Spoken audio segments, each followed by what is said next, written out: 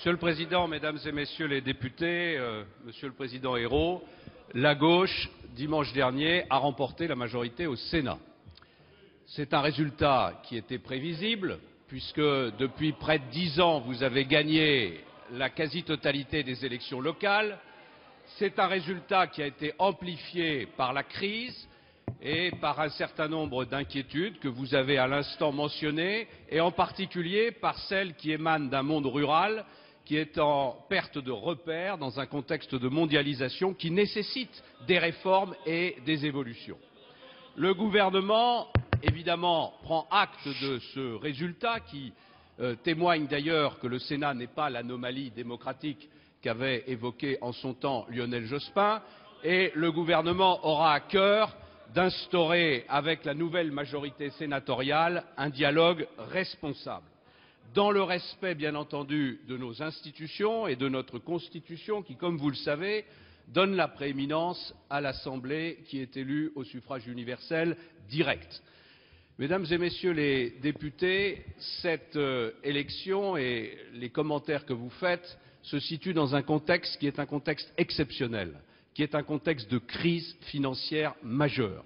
Et dans ce contexte de crise financière, nous avons un devoir collectif. Nous avons un devoir collectif de sauver l'euro pour continuer à édifier l'Europe qui est notre avenir commun.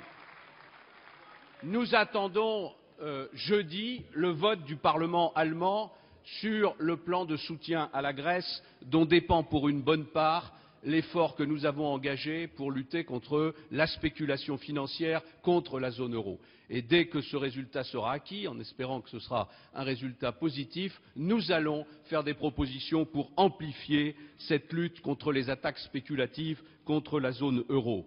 Mais, Monsieur Ayrault, au-delà de nos divergences politiques, nous avons une obligation morale.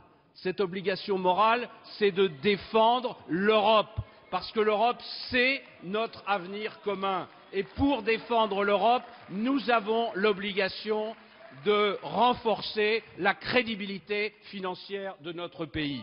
Nous allons le faire avec des mesures qui seront proposées dans le cadre du projet de loi de finances et du projet de loi de financement de la sécurité sociale dont vous allez débattre, mais nous devons aussi le faire en montrant notre capacité collective, au-delà de la droite et de la gauche, au-delà de nos intérêts partisans, à nous rassembler pour un enjeu qui est vital pour notre pays. Je vous ai entendu évoquer à l'instant cette désinformation scandaleuse sur la question de l'âge de la retraite. Mais, Monsieur Ayrault, vous-même, je vous ai entendu à de maintes et maintes reprises expliquer que la solution à la crise de l'euro, c'était l'émission d'obligations européennes. Eh bien, comment pouvez-vous envisager l'émission d'obligations européennes sans une convergence profonde entre l'Allemagne et la France? Vous imaginez sans doute que le peuple allemand accepterait de garantir les emprunts des autres pays européens, alors même qu'il ne ferait pas les mêmes efforts que l'Allemagne a engagés. On ne peut pas défendre tout et son contraire. Si on veut des obligations européennes, alors on est obligé de demander la convergence économique et sociale entre la France et l'Allemagne. Monsieur Ayrault, pendant 4 ans, nous avons bataillé avec la crise pendant que l'opposition, et c'est normal, c'est son rôle, la commentait. Mais maintenant, la gauche va devoir sortir de cette posture. Et dans 7 mois, l'épreuve de vérité va nous départager. Eh bien, cette épreuve de vérité, je souhaite qu'elle soit digne.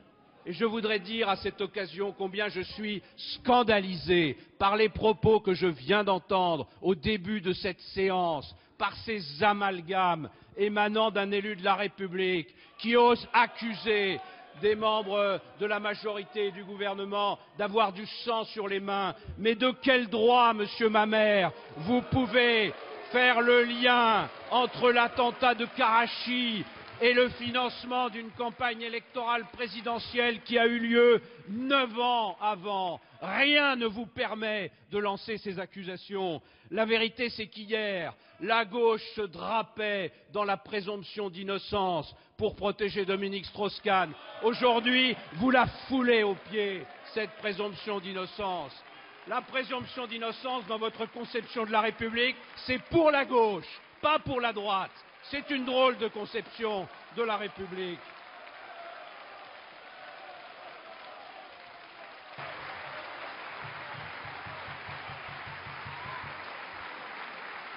Mesdames et messieurs les députés,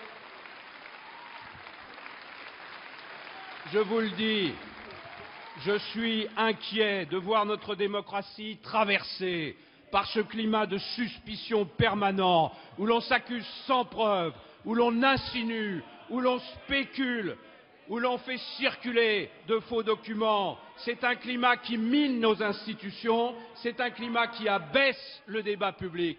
Et je vous le dis, Monsieur Ayrault, en vous faisant les complices de ceux qui n'ont pas d'autre objectif que de déstabiliser la République, vous ne commettez pas seulement une faute politique, vous commettez une faute morale.